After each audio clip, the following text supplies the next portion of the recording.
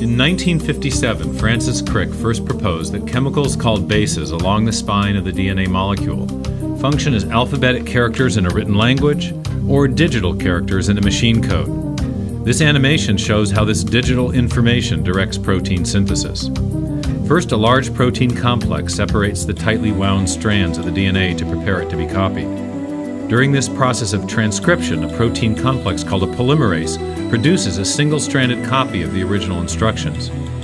Here we see this copy, a messenger RNA molecule, being constructed inside the polymerase as individual bases are positioned and added to the growing strand. Now we see the polymerase in action from the outside as it spits out the messenger RNA transcript. Next, this RNA transcript approaches and passes through a molecular machine called the nuclear pore complex, an information recognition device that controls the flow of information in and out of the cell's nucleus.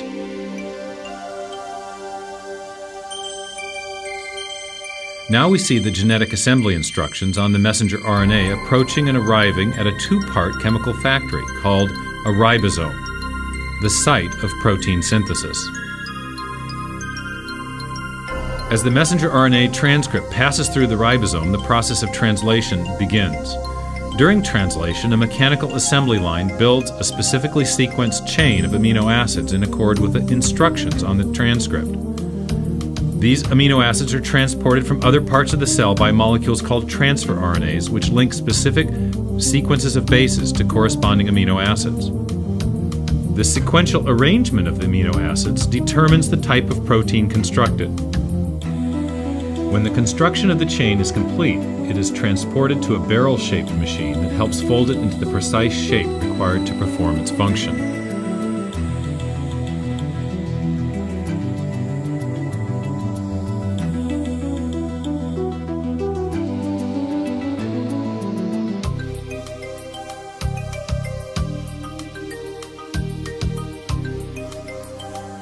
After the chain is folded into a protein, it is released into the outer cytoplasm to do its job in the cell.